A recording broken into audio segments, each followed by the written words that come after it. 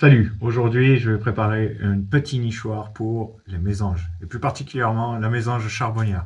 Pour ceux qui ne savent pas à quoi ça ressemble, je vous mettrai quelques images, et aussi on va faire la vidéo avec le son du chant de la mésange charbonnière, parce que Cabanesque c'est une chaîne avec des moyens et de la post-production de taré.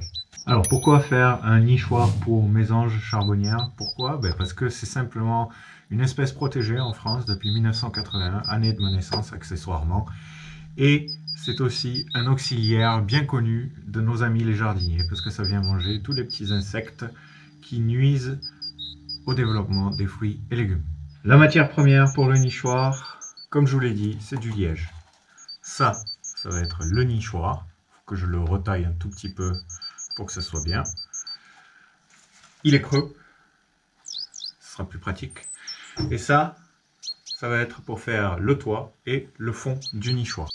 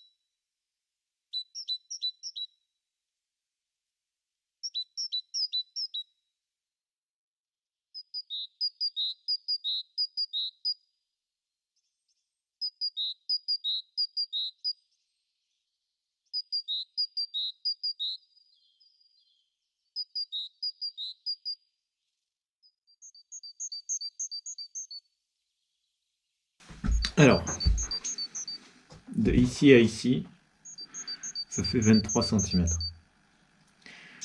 La distance entre le trou d'envol et le fond du nichoir, c'est 17 cm.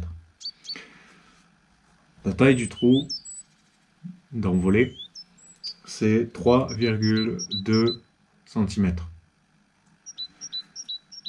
Maintenant, ce qu'il nous reste à faire, c'est confectionner un toit qui dépasse un petit peu, histoire de protéger le trou d'envol pour quand il y a du vent, de la pluie. Et ensuite, faire le fond. Donc on va découper ça dans l'autre plaque de liège que j'ai là-haut. Ça, je le mets de côté pour le moment.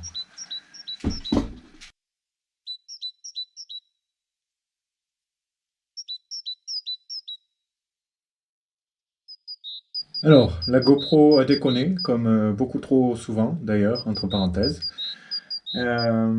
Du coup, entre le moment où elle a déconné et le moment où je m'en suis rendu compte, j'ai fait des choses. J'ai fait le fond, donc j'ai tout simplement découpé un petit bout de liège que j'ai fixé avec 3 vis et 3 rondelles, en faisant bien attention que ça ne ressorte pas à l'intérieur, pour ne pas blesser les futures mésanges, si jamais elles trouvent que c'est en tout cas accueillant comme site, ce que j'espère très très fort.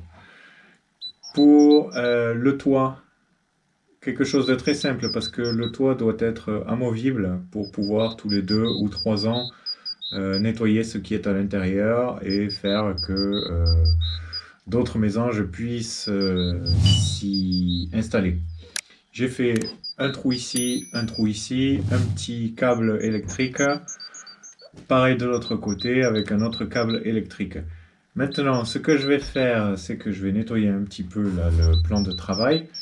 Et puis, comme je ne suis pas satisfait entièrement de la protection du trou d'envol, je vais essayer de mettre une plaque par-dessus qui viendra peut-être jusqu'ici, histoire de les protéger un petit peu plus.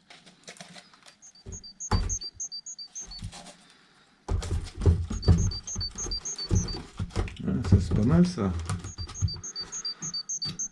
Comme ça. C'est pas mal.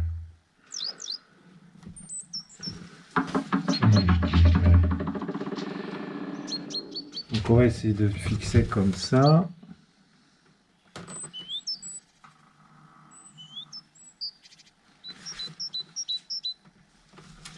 Et puis ça cachera en même temps le fil électrique.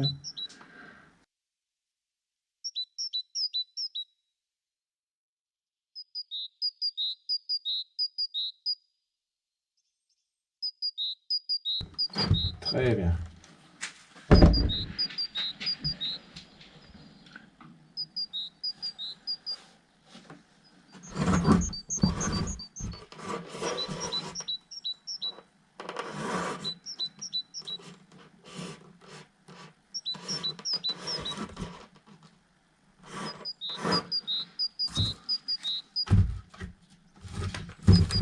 On remet un bout là. Est-ce que c'est nécessaire? Est-ce que c'est réellement nécessaire? Après ça fait trop. Hein, on va le laisser comme ça. C'est pas mal comme ça. Prochaine étape.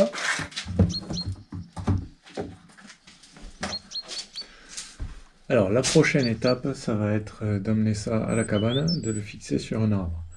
Est-ce qu'on mettrait quelque chose sur les côtés peut-être? Ah, ça peut être pas mal ça, comme ça.